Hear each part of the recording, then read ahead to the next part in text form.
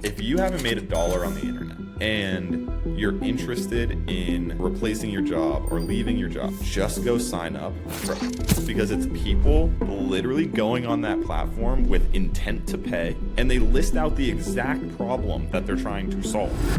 Samuel Thompson is a millennial entrepreneur who spent the last decade helping companies grow faster online. Now, he invests in profitable internet businesses and mentors ambitious founders on how to build, launch, and scale their own success stories. My mom texted me, and so she sends me a photo in their kitchen. That's hummingbird food. It's like sugar and water. And so I look it up just to know what's good. And the top seller is selling like a $10 jug of like pre-mixed hummingbird food. And I just started running the math. And it had 24,000 reviews and 80,000 people that had bought it multiple times. Dang. And I'm sitting there like, wait a second, dude. This is sugar water. Like, this is literally just sugar and water. What's up, my three favorite people? Welcome back to the show. Today we're sitting down with Sam Thompson. Sam is a serial entrepreneur. He's launched literally hundreds of businesses online. This guy's launching a new business every single week, and now he's doing it with the power of AI and automation. So if you've ever wanted to make your first dollar online or launch your idea or build your business really quickly, this episode has a ton of value for you. He's extremely active over on X, and he's a wealth of knowledge, and he shares it all there for free. So definitely go give him a follow, lock in for this episode, take notes, and make this the push that you needed to make your first dollar online. Promise you, it'll open up the floodgates and completely change your life. Let's get into the episode and hear from Sam. Sam, how you doing? Hell yeah, brother. I'm doing good. Go. Another day. Awesome, man. Well, I'm excited to talk to you. We've been friends for a while. Internet friends for at least 4 or 5 years at this point. I think it was COVID. I think we got thrown into a random Zoom call. Yeah, I'd seen your stuff on Twitter a bunch, and I love that you used to do all this shit before AI was doing all this shit for people. You know the no code world, bro. Yeah, you used to spin up businesses really quick and get them launched and live and validated and marketed. And now you've just got more juice behind all that because of AI, which is a big reason why I wanted to get you on. So first of all, give me the elevator pitch. What does Sam do? Dude, I mostly just fuck around on the internet all day. Nice. You know, it's one of those, like, I was talking to my fiance about it, and I just see the internet like a video game. Mm-hmm. And I think that my bank account is the personal scoreboard.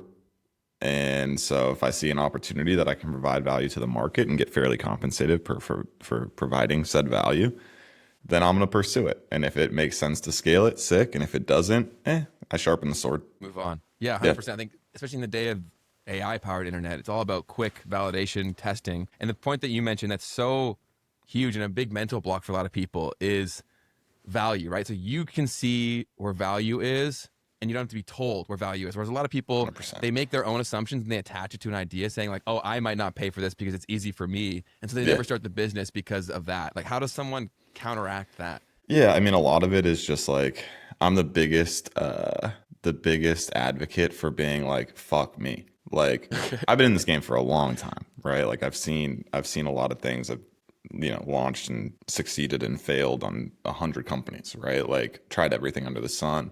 And every single time it's just shown to me that I don't know anything. And so, I don't know, a couple of years ago, I just decided that I don't know anything. It's cool. Like, I'm not going to try to guess and assume and figure it out. It's like, I just try to follow the data, really, right? Where it's like, I put out that tweet about the coloring books. I don't know if you saw it. It was that went viral? Yeah, it's my pinned tweet right now. Yeah. And it was like, someone's going to stack a bag with like AI powered coloring books, right? And dude, I literally was just like sitting in the vet's office looking at a coloring book about like taking care of dogs or whatever. No way. And, like, popped on ChatGPT and just was doing it. Was like the day that Image Gen came out. And I didn't think it was going to go like viral or anything. Obviously, I just kind of like thought it was cool. And you know, the first handful of comments were people sitting there like, no one's going to pay for this. People will just like pop on ChatGPT and do it themselves. And I was like, yeah, like you will. You will. The person that's responding saying that will. You're not the customer though, right? Like, I think a lot of people, it's almost like recency bias or selection bias. Just like, people think that the bubble that they live in is representative of the entire world. And it's just, it's so not true, like, at all. It's an incredibly costly mindset because people get into these little echo chambers and they stay there. I think Twitter's probably the worst place for that in the entire world. Yeah. Like, everyone, I try to like explain this, because for us being on there, especially builders in that platform, it's amazing. Everyone is just spewing free game. It's crazy. But then we forget that how rare that is. Just because we see it every day on Twitter, we think that everyone's doing that, everyone's existing in that. And I promise you, it's really, really not. Like, I listen to my friends in the corporate world, and I even have been in there when they're having some of their calls at their big companies, and I'm telling you, like, it's still early. Like, it's still quite early. The big 100%. money, the big business is not here yet. So great point by Sam there is that, like, fuck you. Essentially, don't worry about yourself or what you think. Like, go validate, go test. And I think that there's a lot of people making businesses that maybe you wouldn't pay for, but they make millions and millions of dollars a year. So you've literally launched so many businesses. It's crazy. Can you launch me through, like, or walk me through a few of your favorites that you think are the most applicable, or the lessons from those for someone trying to build today? Jeez, dude. There's so many. I mean, I did one this morning. It started yesterday. I can't share the actual product itself because someone's gonna steal it. And that's fine. I just have to let it test itself out first before I throw myself into 9 million competitors. I also screen recorded my entire process building it. And I'm putting it in the community. And so let's go. The homies will know what's good. That's a little teaser for by the end of this episode. If you like what Sam's dropping here, you can find a lot more of it in his growth community, which I'm also a member in. It's on School. What's the name of it again? Grow Faster. Grow Faster. And that'll be linked in the description box of this, whether you're listening to it or watching it, wherever you are. So definitely check that out. But so you did that today. Walk me through the whole process of going from, like, stroke of inspiration to legitimate idea, rounding that out. Walk me through, and then let me know the tools that you use to help with that. All right, fuck it, dude. I'll just share the idea. It's fun. Let's do it. People can steal it if they want. Basically, my mom texted me yesterday. They live down in San Diego, and they just remodeled their house. They just moved back in, and my mom loves hummingbirds, and there's so many on the property down there. And so she sends me a photo in their kitchen of her, like, making this homemade recipe of, it's just sugar and water. Really, at the end of the day, that's hummingbird food. It's like sugar and water. And my first thought was like, Mom, why are you going to the store to go get sugar, and then you're gonna boil the water, and then you're doing all this stuff when you could probably just buy pre-made mix on Amazon? And so I look it up just to know what's good. And the top seller is selling like a $10 jug of, like, pre-mixed hummingbird food. And I just started running the math, and it had 24,000 reviews and 80,000 people that had bought it multiple times. Dang. And I'm sitting there like, wait a second, dude, this is sugar water. Like, this is literally just sugar and water, packaged as hummingbird food. And so I took a screenshot of it and posted it on Twitter, and I was like, yo, just a reminder, like, these guys are making hundreds of $1,000s a month just selling sugar water. And this dude, this Anon account, commented and was like, oh, it's not that simple. Like, this isn't just like setting up, a lemonade stand, whatever. And I was like, it is that simple, bro. Like, it is actually that simple. And so I just built it. I built a hummingbird food brand yesterday and this morning, and I'm actually in the community. The big thing everyone asks is, like, my ad strategy to test ideas is, like, really, like, we can go in depth on that. Like, the fastest way to test if a product is viable at all is Facebook ads. And so a bunch of people have been asking me to shoot my process, and I was like, all right, like, let me just build a little brand to, like, show people what's good. I had that idea in the video. I started recording yesterday. It was like 10:14 a.m. or whatever. And, like, by the time, and I, like, had meetings and stuff all day yesterday. It's like, by the time I got to going home, like, I had sent Lauren the Shopify link. I was like, yeah, it's live. Like, you can go buy this product right now if you want. Wow. Using Solo Drop, ChatGPT, Canva. That's about it. Like, it's not like, I don't have some secret sauce. Like, the whole thing cost me, like, I don't know, $30 to set up yesterday. Actually, that's not true. I bought a lifetime subscription for Solo Drop for $200, but you can get it for $20 a month. So, like, all in, it's like $30 to, like, see if this thing can work, right? Which I love that product because it's super high gross margin. It's like 81% gross margin, which in e-com is rare, and, like, that's what allows for you to scale on ads. And so, like, the math, like, the general undertone when I look at ideas is, like, there's the emotionality of it, of, like, do I think that this is valuable enough that people will buy? Which the easiest way to do that is to say fuck me and just go look for proof that people are buying this thing. Which, like, 24,000 reviews on Amazon, the average, it's 1 to 3% of purchasers leave a review. And so it's like if you run the math on that, it's like, oh, they've moved 2 million units of this water. Dude, it's $20 million of revenue. That's insane. Like, and if they're at 50% gross margins, I was like, oh wait, this is a way bigger market than I ever would have thought about it. Like, oh, my mom's making it. Like, you know what I mean? You take all that, put it into a product, and say, all right, now what's the math look like? So people are buying it. I think in entrepreneurship, everyone talks about blue oceans, and I think blue oceans are like the most overrated. I want to exist in markets that I know people are buying, and I want the responsibility of being the best marketer or the best operator. It's just easier, dude. They're already buying it. Like, they've already done all the hard work. Yeah, it's like, go be better. I don't have to like educate people on hummingbird food. Like, exactly. like they just know they need the best hummingbird food. Make it cool to buy from you, and then you're good. Right, literally. And so it's like you play the game a little bit on easier mode than like trying to convince people that something that's never existed before like like what are we talking about? It's funny, I joke about it a lot. Like, I make the majority of my money selling SEO services. Really? SEO. Like, it's SEO. Like, it's because it's a massive market that everyone knows, and they know they need to do it. And so like, I trust myself to be able to compete against these old heads that run traditional SEO agencies charging $2,000 a month. And I'm like, wait a sec, we just use technology to be able to get people better results for a fifth of the price. Our clients pay $400 a month. Yeah, dude, let's go. It's $400 a month. It's insane. And so, so you have like proof that people are buying it. You have to have that, because then you know that you can, like, I could text that link to my mom. Okay, my mom's a little, it's like, my mom's a little like, she wants to do it herself. But like, my mom's friends that don't care that much, that all also live in that neighborhood, that all also want hummingbirds, like, they're gonna buy it, dude. So then there's that, and then the second piece that matters, not more or less, but the back piece that a lot of people don't think about as much is like the math. All business is like a combination of understanding people, which is like understanding markets and value and what they need and what they want, and then understanding the math on the back end. What are your margins? What's like all of the pieces of that puzzle of like CAC versus LTV ratio multiplied by growth, like EBITDA margin, like all of the math behind it is what takes you from doing something that's like $10,000 a month to $100,000 a month.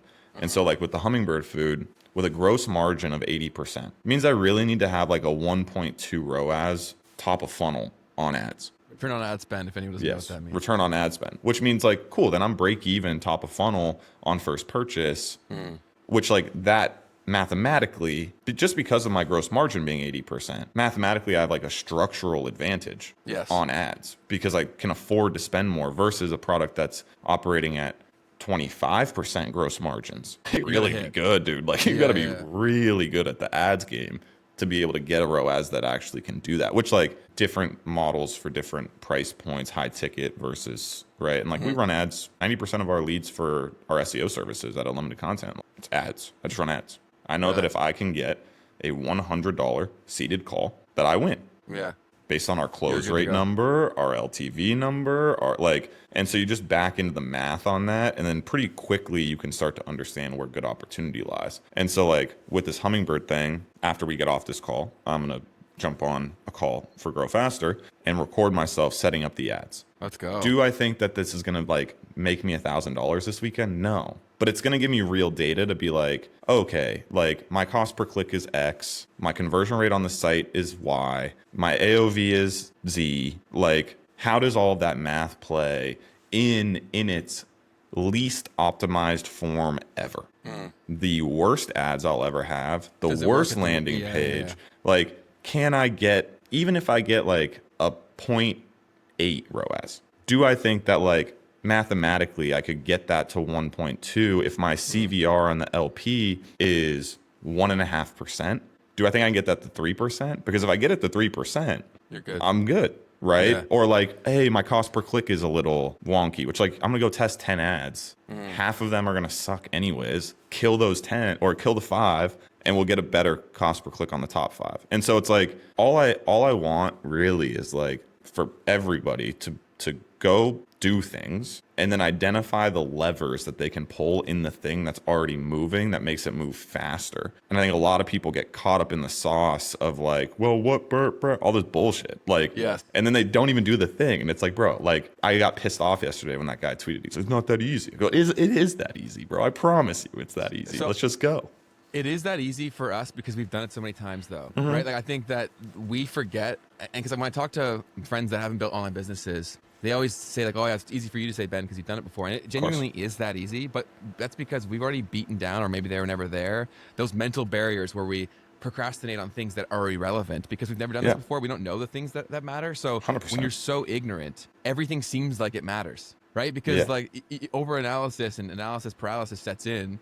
So for someone listening to this, I think going and looking at the people who have done it before and how chill they are. Like listen to how Sam's talking about this. He's like, yeah, whatever, this. Because it can be that like stress-free once you've done it once. You realize, okay, this matters, this doesn't. You find out the important numbers. You disregard what isn't important. Like this is not even just to promote like your group, which I think everyone should go try and join. Do you still have the free trial going? Yeah, 100%. Okay, so go. It'll be linked down below. Go give it a try. But I think the silliest thing people do right now is that they try to do it all themselves, where you can pay like I think Sam's thing is like $80 a month or something like that, but you can cut down weeks of time for $80, and people will be like, I can't. Oh, this groups are a scam. Well, or dude, courses are a scam. 100%. Like, are you an idiot? Like think about your time.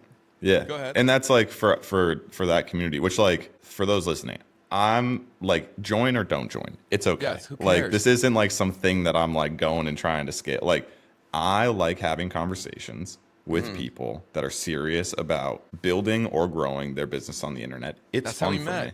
Like we used to do those live calls. We do live calls every single day in the community just because I like talking to people. It's like not a course. Like it's get on the phone, open your ad account, let me see what's going on, and I'll tell you what's good. Right? Like that's amazing. the vibe. And I was doing that with the homies for the last 5 years. Yes. Like those was the Zoom link that I sent you. I was like, yo, just pop in. Like we're literally just on here all vibing out, like talking about this stuff. And I think it's like the interesting piece to your point that I've seen is like I've watched people's self-inflicted bubbles get popped on those calls. Yes. Where it's like, no, you're just not, you're like so in your head about the wrong thing. And it's not even always coming from me. It's like other members in the community that are like, wait, breakdown. like, what are you doing? And it's like, wait, okay, now you have a group that like actually is all doing the same thing. You see other people make moves, which then inherently you feel pressure to go and do that. It's not like some cheesy accountability thing. It's literally like, oh, wait, the other 4 dudes that showed up to that call all did something before this call. I should probably keep going. You know what I mean? And so, 100%. But yeah, I think to your point, like, there's so much content. I think it's like there's a lot of discernment that needs to happen with people. Is like, you know, I get on those episodes with like Chris Kerner on his pod, and a bunch of people will, you know, send me DMs or whatever on it, and they're like, what do you think about this tool or that tool or this tool or that tool? And it's like, bro, like I talk about all those. It's fun to play with those, but like 90% of the tools that I use are really just Zapier. Like I'm not using all of these new tools. I test them, like I'll check them out because I think it's cool. But like figure out what your actual goal is. If you want to like emotionally jack off to different tools, like that's fine if that's what you want to do. But if you're like in your truest form, if you are doing all of this to try to improve your life by making more money, focus on that. Yes. Like everyone's like, I want to build an AI wrapper for X, Y, and Z. And then I go, how are you going to market it? They're like, I have no fucking idea. I go, well, then how are you going to make money, bro? Like, what are we talking about here? And so I think there's, I don't know, that piece of it has been like the biggest. I knew that was happening, but like having real convos with people in the group, I noticed like how big of a problem that is. Like there's a lot of people on Twitter and a lot of them they're just watching. And I think that they probably emotionally feel like they're making progress. Yes. But they aren't making any money. And it's like, you're not making any progress if you're not like, I quantitative, like the bank account is the scoreboard. Yeah. Like it's easy I'm trying to get, it's not how I feel about it. Like, I don't care if it's fun or not. It doesn't. Yeah. Like regardless of how I feel about it. Yeah. Like I don't like inherently love SEO. What I do love is living 2 minutes from the ocean in Hermosa with my dream. Like, you know what? Like I want the life that the money gives me. And so it's like, you just have to figure out what you're in it for. It's like, if you're in it to be an indie hacker and like work on cool stuff that's like a hobby, cool. Like, I'm not going to hate on that. Do your thing, bro. Like, everyone can live their life. Money, but don't come to me and be like, I'm trying to make money, and then actively be working on something for 8 months without showing the market that, like, it's like, no, you don't. Like, you might not say that, but I will. Dude, there's a whole lot of mental masturbation between, I think, like procrastinating on the actual idea itself, thinking about new features to add. Because, and I have a lot of young employees on my team, and none of them have ever shipped anything on their own. And so they don't even realize this is happening. But when we get close to launch dates, they always find something else to stop us from launching. And it's I'm having to try to train that behavior of, yes, we theoretically could not launch because of that one thing, but I promise you, if we fix that, there's going to be another thing, and then another thing, and another thing. You're afraid to see this go to the market and it not work. It's always not going to work, man. Every time. There's going to be something that's not perfect. You're always going to put out the worst version. Always.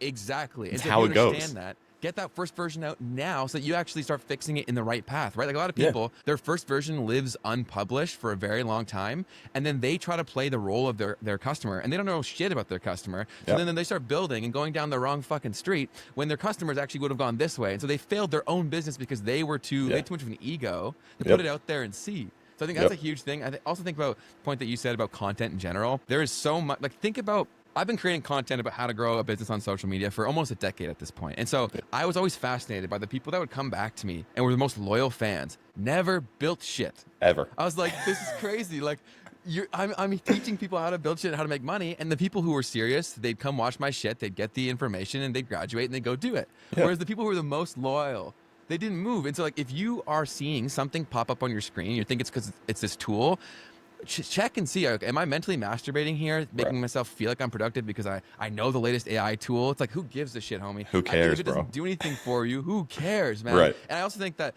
the point that you just made, Sam, which is so critical, is the tools will always be interchangeable. It's knowing how to use them that dictates success and failure. Right. So why Sam can be so casual about, like, whatever the tool is because he knows what the tool needs to achieve. And so he can literally go find any given tool, figure it out in 5 seconds, and then get the outcome. Yeah. It's all inputs and outputs. And that's like, it's why, like, everyone, dude, I hear it all the time. I have guys popping on the call like, hey, dude, have you seen Lindy? And it's like, they saw it on like some Greg Eisenberg podcast or whatever. Yeah. And it's like, yeah, like, I saw it because my buddy sent it to me. I looked at it for 4 minutes and I logged back into Zapier.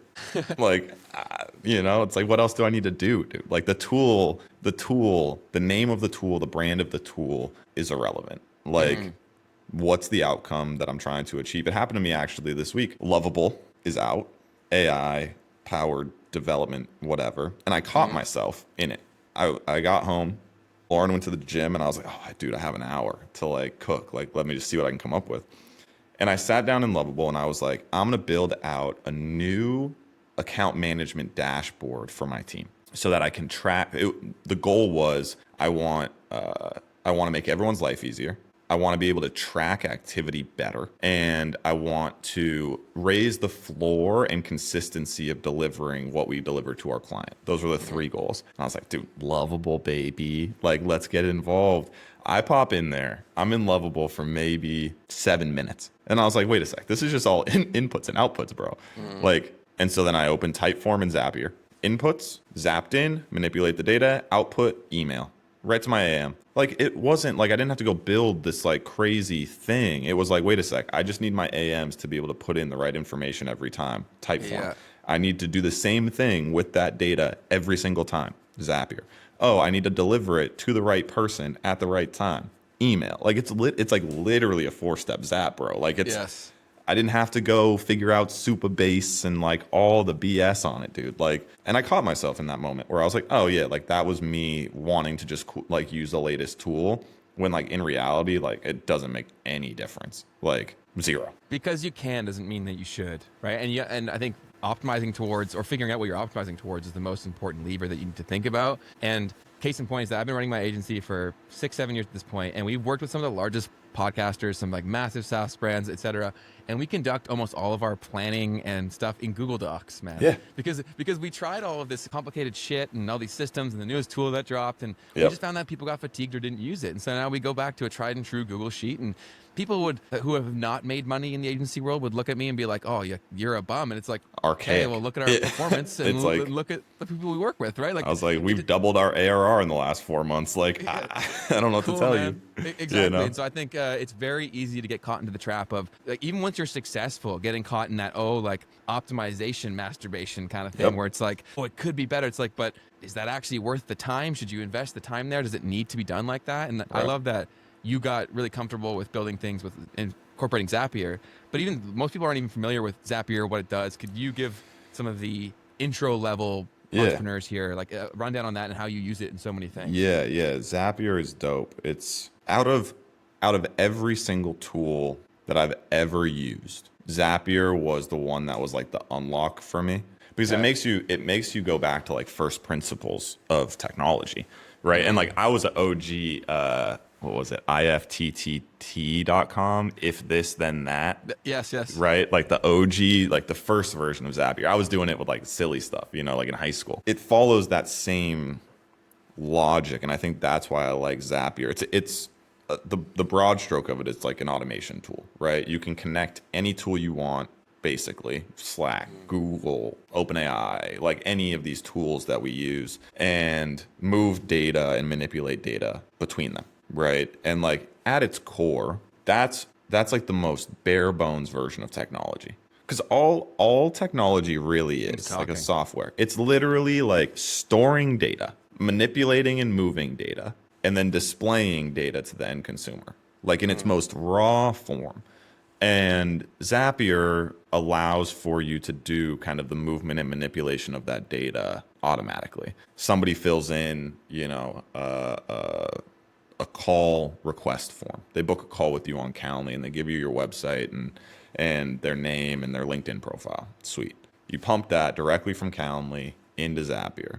You have a manipulation tool. We use a lot of OpenAI, ChatGPT in there, right? And we go, all right, let's download a PDF of their website, and let's have OpenAI run through and give us an analysis of their brand, so that then I can give notes to my salesperson of like, hey, here's the snippets. You don't have to go do the actual review of the website. Like, take a look at it. But like, here's the snippets that you're going to talk about, contextualized to the offer that they signed up for the call. And then email that review to the salesperson. Here's a link to their website. Here's 8 bullet points about what we think is relative to this conversation. They look at that in 2 minutes, and it just like saves the time to be able to do it. And it's all it is like input, manipulation, output, like in its most raw form. Yeah, and people, I was writing this down because I didn't want to forget this, is that basically how you're describing this simple structure for business is exactly why I was so drawn to social media and why I made it my whole thing of content, is because it's literally just allowing you to do your thing better and far more efficiently. And I think a lot of people in the traditional business world, they're so against using these tools and different emerging technologies, and it's so ego driven. And I listen and I hear these people talk, it's because they're so afraid of being bad at something in the short term, because they're so used to where when they get to the point where they're finally running this business, they're so good at one specific thing that they think they need to be that good at everything. And that's the dumbest mentality. It's costing people millions of dollars every single day. Like, prime example, I got my sister hired at this real estate firm that I used to work at. And I told her, I was like, incorporate this. I literally gave them a massive marketing plan that I was like, this will make you the leading team in your entire city. I guarantee you. I bet my life on this. And she's like, I ran it to my boss, and he's like, I don't like social media and I don't like AI. And I was like, so your boss is saying he doesn't like money? Because like that's ridiculous. And so we stop ourselves from using these things because we create all this bullshit. I'm sure you've heard this too, where they're like, oh, it's not human to use AI. I was like, when you said how you use your system to basically amplify the ability of your salesperson, I was like, that's what tech is, right? It's like, how do you maintain that humanness, that real advantage that you and your team has, but just make it even better and faster, which that example was fantastic. Like, think about if you're a real estate agent or anybody listening to this, I guarantee you, just like Sam mentioned, there's little things that you could do that you could set up once with, say, Zapier, and then it could make every bit of the work that you're doing that only you can do 10 times better and 10 times faster and 10 times less annoying. Yep, 100%. It's literally all about just increasing effectiveness across the org. It's really it. Do you have friends that aren't doing online shit? I'm sure most of your friends do this kind of stuff, but do you have any friends with like traditional businesses that like you talk to, and what are the things that they usually say about this stuff? So I'm mostly friends with people that do a little bit of both, Yeah. which is just selection bias of the circles that I run in. Is like the people that I'm talking to are talking about this stuff more. Some of them have non-internet holdings. It's slower to go and implement some of that stuff, but it's happening. But there's again, going back to like the beginning of this conversation, like the markets are so much bigger than what we experience, right? Yes. It's like, I always remember like a year or two ago, my parents, they were out of town and I went to their house because they were having their carpets cleaned. And this guy rolls in a van that has no branding on it whatsoever. He operates fully off of a pager. He's got a pager, not even an iPhone, pager. And he wrote out by hand a paper receipt for my parents, right? And I was talking to him because I was interested. You know, it's like a $1,200 carpet cleaning situation. Dang. He said he does 2 to 3 of those a day. He was booked out for like 3 months. Wow. And what I realized is like, one, there's a bunch of people that market is just way bigger than I ever would have realized. You hit me with that line item outside of the revenue, and I would have been like, this dude's going out of business tomorrow, bro. Like, this dude's smoked. Like, this is not going to happen. And so it opened my eyes to the world is, because you're not using AI doesn't mean you're going to fail. Was kind of step one. 2, low incentive from him. Why would he doesn't need to. Makes sense. He's rocking it right now. Yeah, it's like he doesn't need to. He hasn't had to. He has the power of brand and repeat customers, and he's been doing it for 30 years and like all of those different pieces. And so it's one of those. I actually talked to Chris Kerner about it a little bit. It's like, I think we're 10 years out from the majority of businesses using AI in like any real way. Really? Like, yeah, like I think it's far enough out. I think that there's small use cases within the tools that they already use, right? Yeah. Like if you think about home service, or they've got Service Titan, they've got Jobber, they've got all these kind of tools that they use to help manage their stuff. And I think there will be AI added into those Built into platforms. those. Do I think that, Joe from Joe's Plumbing in Tulsa, Oklahoma is going to like go learn Zapier and OpenAI and like go build some custom proposal technology? Like, no. I think the guy that buys Joe's Plumbing in 10 years will do that. And so like, even for me on a macro level, like I'm thinking about that is like, I'm just sharpening the sword as much as I humanly can right now across anything I get my hands on that makes money, and trusting that like the opportunities like that will come up where like that guy's going to want to retire from the carpet cleaning business. Like he runs the entire thing with like one employee. Wow. And it's like, he's netting $400 a year. Like, hey dude, I'll take over your business. Here's a check. And then I can step in and use an iPhone, Jobber, and all of those things to like go and do it. And so I think that his incentive is low. The learning curve is too steep. Like, I think the next wave of owners, which like we say that, but it's selection bias. Like we only see the next wave of owners that exist on Twitter that are thinking about this. You know what I mean? 100%. It's like the big boys. I don't know. It's an interesting one. I've been trying to burst that bubble for myself a lot more. Simple stuff like you said to your sister. Like I remember talking to my sister at Christmas last year, and she had just started using ChatGPT. Yeah. And she's using it as a Google replacement. Yes, most people are. Not as like I can make my life easier. Like they're adding 1 million users a day, but it's like, who's using it in a way that's like meaningful enough, right? That like they're going to make a wave. And I just think that number is so much lower than we think, even though 90% of what we see on Twitter is people using it in that way. And it's like, dude, I don't think they know. But I think the thing too, for a lot of people who listen to this shows like this, and there's a lot of people who are saying like, oh, this stuff just doesn't work for me.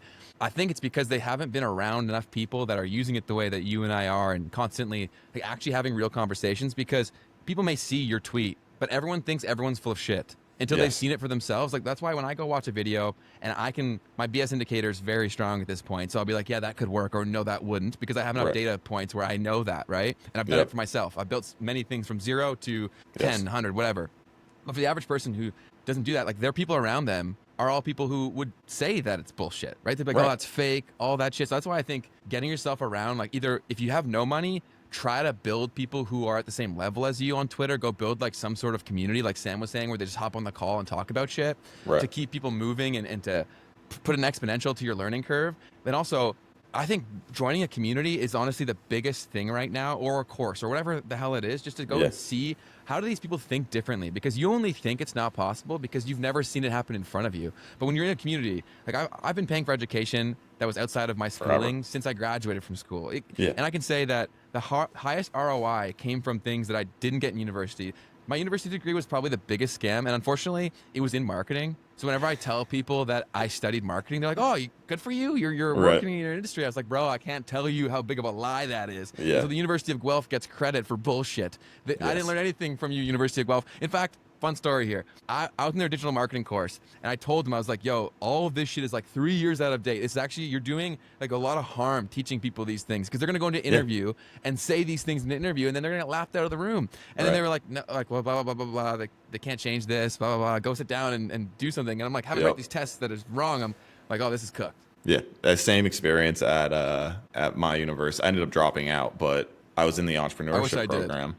And I got kicked out of the entrepreneurship program because everyone was out here. They were trying to preach, VC, go build some like crazy. So obsessed with that, man. But and it's all like, dude, at the end of the day, like, show me the incentive and I'll show you the outcome, right? Yeah, try monger. What do those guys want? They want the entrepreneurship program at these universities want to be able to market that their people have been backed by X, Y, or Z VC, that they've gotten into YC, that they've, they want the marketing moment. And so of course they're going to go and pitch that. Of course they're like, no, we need you to go raise money. Go raise money. Oh, our entrepreneurship lab cohort raised $18 million this year. You should come to our university if you're interested in entrepreneurship. And I was like, oh, that's fucked up, bro. Like, I don't want to, that's not my game. And so I remember being in like, and I very quickly realized that that circle wasn't who I wanted to be around anyways, because I was sitting there like, dude, I'm not that I'm not trying to go get $1 billion. At that time, I was not as clear on that. Like right now, I'm never going to be a billionaire. Yeah. I will sell out so far in advance of that, that like, I just am not going to do it. And I was like, okay, my goal is to like, go and make money. Like I want cash flow. I want like I want profitability, all of that. And I'm sitting here, and these guys are hyping these dudes up for coming up with this idea of like, hey, we're going to go to local residents around a university and offer to pay them to store students like fucking stuff for the summer. And it's going to be a marketplace and it's going to be huge. And I was like, dude, nobody is going to do that. Yeah, it's zero. Like, nobody's going to do it. And they're out here pitch decking and all this stuff. And like on the side, I'm over here like, wait, my Instagram growth thing is doing like 7K a month in 2 months. Like I'm profitable. And I said that. And the head of entrepreneurship was not pleased with me.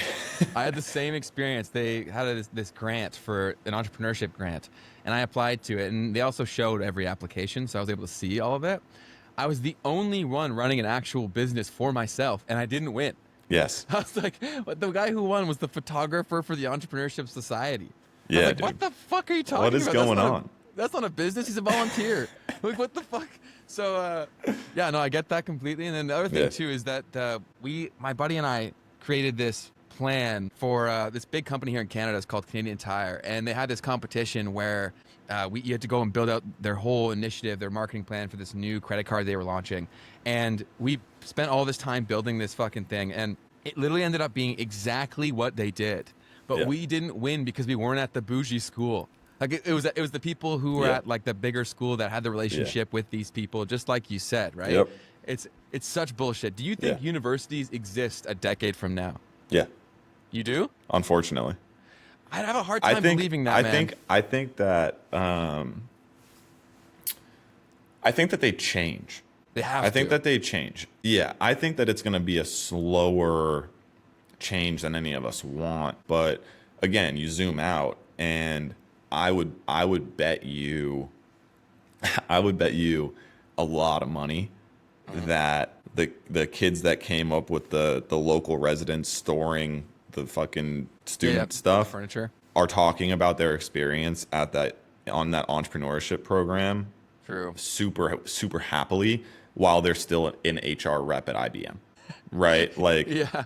I think that for most people, like, It's a massive propaganda machine, man. It's crazy. yeah, and it's like until it gets to a spot where people are leaving universities and actually not getting jobs and actually not able to contribute. Again, like, the university system feeds people into an employment system that, like, I'm not going to sit and say it works or it doesn't work, right? Like, those companies are big, they're doing their thing. Do I think it can be more efficient? Yes, like, all of that. But, like, we're also on the early side of the adoption curve. Yes.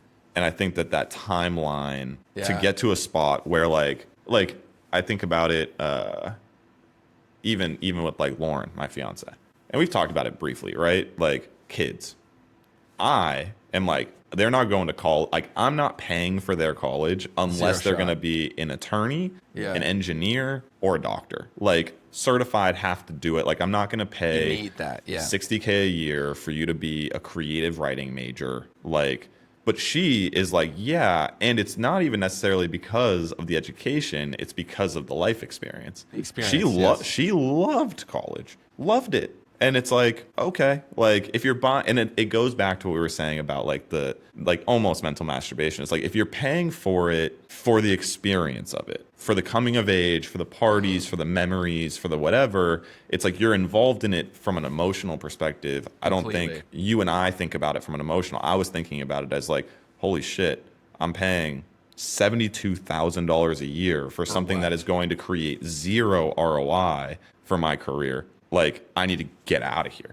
But I think other people don't sit there and feel that way because they're like, they're not even thinking about it from an ROI perspective. Like, no, you're right. You're completely right. My time horizon is too aggressive. I think it'll probably be multiple decades because it has to be where you and I are the open public leaders of people like us, and we don't send our kids. That's what has to happen because the indoctrination is so strong. I have some employees for me that they're part-time employees because they still go to school, and I'm showing them things within my agency every single day that proves that their degree is worth nothing. Yeah. But they won't drop out. They're like so committed and burning time. And those tell me the classes they're taking. And I'll be like, how is this basic Python course of any value that you just paid $800, $900 for? And that's one thing. But the bigger cost is the time. You physically have to go to the class if you care. I didn't go to many lectures, but if you go to the class, you have to submit the assignments. You have to like give that mental bandwidth to this bullshit thing. It was hard for me to stay in, and I stayed in too long because it was a really big thing for my dad. It's societal. Like, it's huge. That's all it was. Because I was there every day saying, this is dumb, this is horseshit, but I still paid the bills because I didn't have the conviction to just walk away, right? And then I made it my mission to try to make my little sister not go. What you said, the party, the things associated with it, all that stuff still made people go. I think there'll be an evolution, or there'll have to be, where they kind of, maybe it's like basically like a YC, but for every person to become something, you know what I mean? Like, they have to build something throughout university, and they still get to hang out like camp, but it's a different experience. I don't know how it goes, man. I don't know either, but I think the other piece of it is, like, there's, again, it goes back to, like, the selection bias, and really over the last 2 years, I've recognized it's an interesting conversation to have because, like, I try to talk about it with so much humility. Yes, but it's like there are people who are just cut out to do what we do more than other people, and it's hard to like address that without it sounding like I'm some special fucking unicorn, right? Like, because it's not really that. It's like I care so much about this outcome for myself that, like, this path makes the most sense, and I'm willing to, like, eat shit every day to, like, make that a reality. And some people aren't cut out like that, and it's dope. It's like back at, like, Gary Vaynerchuk, dude, back in the day, would be like, dude, his best friend or whatever makes like $60K a year just doing whatever on the side and, like, coaching softball and, like, whatever, and is super happy.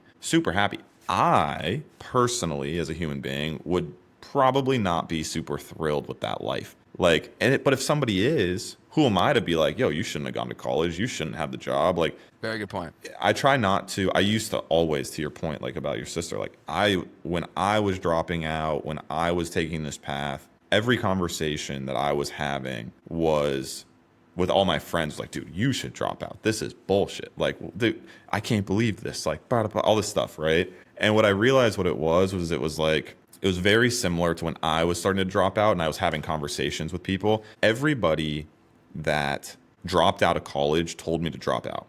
Everybody that didn't drop out of college told me to stay at school. Yeah, and I was like, oh, it's this internal, I forget the specific bias it is, but like, it's like, oh, you did this, and so you're going to make that recommendation. And I think I was trying to like self-justify dropping out by trying to get people to come with me when like the dudes that, and I think about them, I'm not friends with them anymore, but like the dudes that I were having those conversations with, like, they're probably making 120K as like a finance manager somewhere. And like, if they're happy, sick, dude, like, fuck me. Like, it wasn't my place. Like, I'm just going to stay in my lane and do my thing. And so I think like until critical mass is reached in the market of people being like, oh, this isn't what I want, or this isn't whatever, I think it's going to be the exact same as it is right now. Like the people that are unhappy and committed or unhappy enough and want the change that badly will go and do it.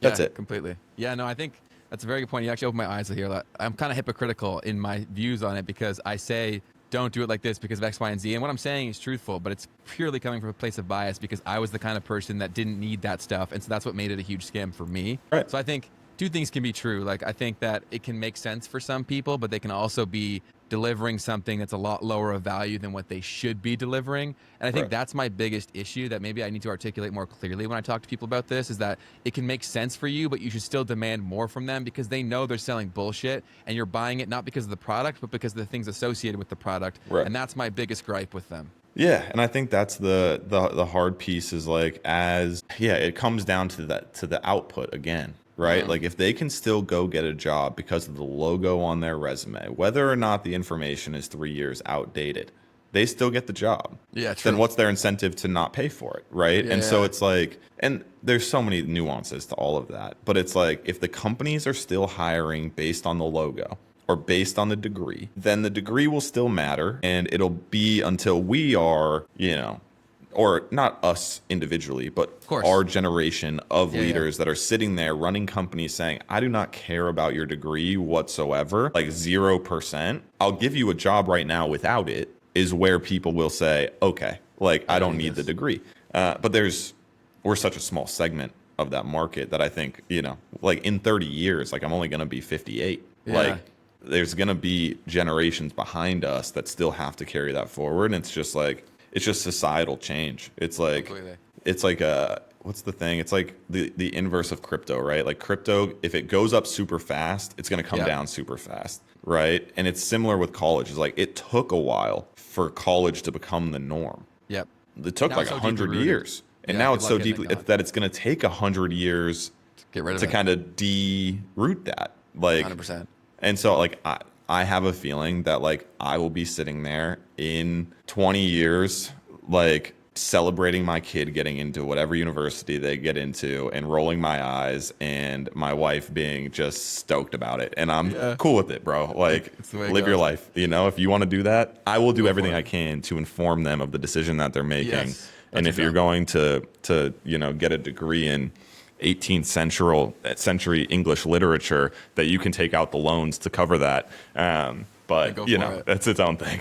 100%. I think a lot of people that I think you dropped some gems there. So thank you. That actually made me think a lot more about things too. So thank you. And then for people who listen to this, I was also shocked by how many people who watched my content back in the day that just had regular jobs and they just were really fascinated by this stuff. And so if someone's listening to this, eventually, sure, they want to start their own thing. But I think a great place to start is involving better systems into your existing job. Like, how can someone start to get more comfortable, build confidence on somebody else's dime to then see that, okay, I could probably maybe do this for myself? Yeah, I agree.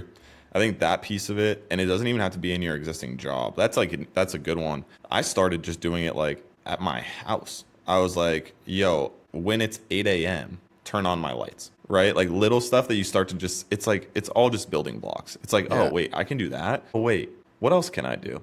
And you just start to get this like interest in like, wait, I just saved myself. I don't have to deal with that anymore. Oh, wait, I don't have to deal with this anymore. Oh, wait, like, okay, now we start to build it up.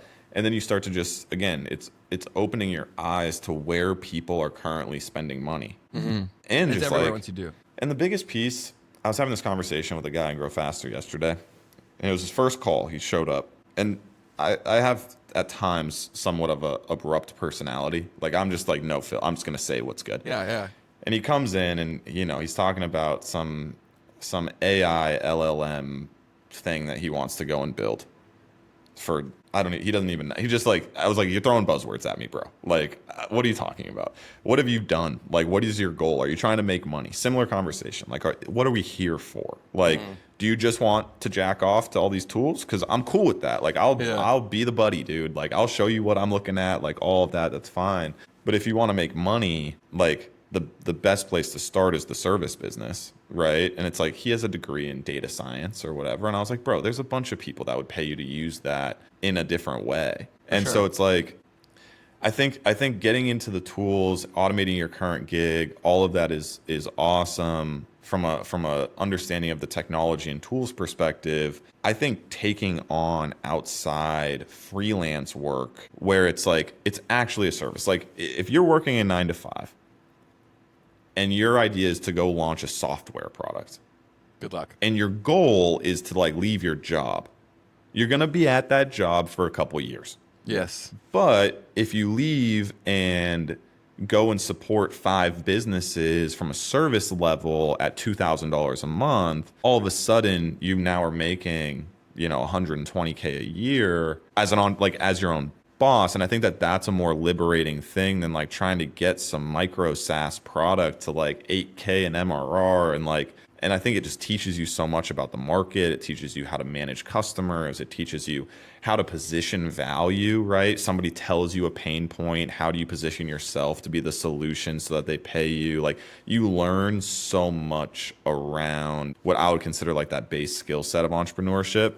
And it's not like you're trying to scale, a massive agency. Like that's what I'm trying to do. Like you don't need to do that. Like you can go and make 100, 200K a year as a freelancer in today's economy where you don't have to show up to your 9 to 5. You have more earning capacity. You can pick the people that you work with. I think that creates a higher lifestyle growth or like more enjoyment of your life than having a 9 to 5 to me. And like, it's the easiest stepping stone. You just like, what am I already good at and who do I already know? Let me call the guys and say, are you having any problems with like the data science guy? Are you having any problems with A, B, C, and D? The business owner goes, yeah, dude, I just can't figure out how to, build out cohorts of my highest LTV customers and find more customers like them. And you're like, oh, wait, I could probably figure that out. Dude, pay me $2,000, give me your data, and I'll see what I can do. And I do that all the time. I'm like, yeah, dude, fuck, here's the Amex. Like, solve this problem for me, please. And so, like, I think that's the easiest. You got to be able to go make money on your own. I don't care what it is. Like, just go make money on your own outside of your W-2. And you'll like, it'll flip something in your brain where you're like, oh, wait a second. Like, this isn't the only option. Like, not the only option. To be honest, bro, if you haven't made $1 on the internet and you're interested in going and making $1 on the internet or replacing your job or leaving your job, like whatever it is, just go sign up for Upwork. Just sign up for Upwork as a contractor. Upwork is God's gift to early stage entrepreneurs because it's people literally going on that platform with intent to pay and they list out the exact problem that they're trying to solve. You don't have to guess. You don't have to reach out to people that don't know you. You don't like literally right there saying, I can't figure this out and I will pay this amount of money to do it. And then you get to sit there and be like, I can figure this out and I'll accept that amount of money. Like I have a buddy that on the side of his 9 to 5, he's making maybe 120 a year on his W-2. Made an extra 60K last year. It's amazing. On Upwork, like 60K. And he just does it on the weekends and does it when he gets home from work. And like, it's like he doesn't have a website. He doesn't have any, he's just Upwork. And so like, to me, I'm like, dude, it's an easy stepping stone to be like, I can almost guarantee that if you actually show up and just do the work on Upwork, that you can go make an extra 20 to 30K a year, like immediately with like one skill set, like one thing, I love that so much because it is the greatest way to walk into making your own money online. And there is a freeing experience that takes place when you have that. And the other thing I love about that too, when I was thinking about it was, I was trying to think about why a lot of my friends who want to do this stuff have never tried. And it's because they think like they're competing with me and you. And so they're like, oh, you're so far ahead of us, I'm never going to win. But if you go the Upwork route, Sam and I aren't on Upwork. Like it's a completely different equation. You're going to be helping the plumber that Sam talked about earlier more directly one-on-one, and they want that. Like they wouldn't want to work with Samurai, and that's totally okay. And so I think it's an amazing thing where if you've even thought about entrepreneurship, maybe the best first step for you is freelancing and using a platform that's already there for you, like Upwork. Yes. I hire on Upwork every single week, man. I'm constantly getting people to do small little things. Literally all the time. Yeah, no, I love that, man. Sam, you're dropping gems here. I appreciate that. But, yeah, of course, we're almost out of time here, so let me get you with one last thing. If someone was listening to this, they want to get started, where's the best place to start when they're at zero, when they don't know any of this world, they think it's all bullshit? Upwork. Okay, Upwork. Like, there you go. Yeah, like at the end of the day, like of course I can sit here and like promo grow faster or like any of the bullshit, right? But like to be honest, like I don't want people in Grow Faster unless they're serious. And if you're serious, like go make your first $1. Go take on a $50 data entry role on an Upwork listing for like just to do it. Just like set aside 2 hours and just do it. And you'll prove to yourself that you can make money on the internet. Like that's it. And the moment you have that, you go, oh, these guys are paying for this. I got paid. This is what's good. Like you just have way more context. And so like, of course, come hang out. We'll vibe and grow faster. We'll chill. Like it'll be fun. And I'm happy to have one-on-one, which like that's the whole point of that community. It's like, it's not a course. It's not some course. I'm getting on calls every day, having real conversations because like that's what I would want. You. Like let's have a real talk about this, not some bullshit that I just spew on the internet. Like no, one-to-one. What's your situation? Let's talk about it. But before you even get there, it's like go make $1, dude. Like trust both of us in saying going and making $1 on the internet is as simple as signing up for an Upwork account and requesting 5 jobs. Yeah. Like just prove to yourself that you can do that. 100%. I think another thing too is that when people look at paid communities or whatever, and they're like, oh, like these guys are grifters or scammers because they have a paid community. As someone who's never built something, you will think like that. But the second you build something, you'll understand the necessity of putting access to you behind a paywall because you're just 100%. avoiding all the people who aren't serious. As someone who's helped people for free a lot in my life, every single time I've helped them for free, they didn't do shit. Yeah. The fact that they wouldn't pay for it tells you they're not that serious, because if they know that if they pay for this they get the outcome, if like most people have gotten it, the only reason they're not doing it is because they know they're never going to actually do it anyways. And so it's necessitized to drop yourself behind a paywall at times once you've done shit, because you only want to be talking to people that are going to move. Like I'm sure when you're in there, like, you know that the quality is a lot higher of people who are going to actually go and move because they've paid for it, right? You what's the word, the saying, it's like you appreciate the things that you pay for, or you value the things that you've paid for. If it's free, we as humans, it could be like the cure to cancer, and if someone doesn't pay for it, they're like, oh, it probably doesn't work. Right, you literally. know what I mean? It's crazy. It's like, how many ebooks have you downloaded that you've never read, dude? But if you pay for a book, you read it. All right, I'm gonna take a look. But yeah, 100%. It's that same thing, and it's, you know, for me, the beauty of doing it at this point is that like the revenue that the community generates is like not my livelihood. I make all my money in my businesses. It purely is there because I get 50 DMs a day of people asking me questions. But it's a bunch of people that aren't going to do anything ever. And I'm not going to spend there and answer all of them. Why would you?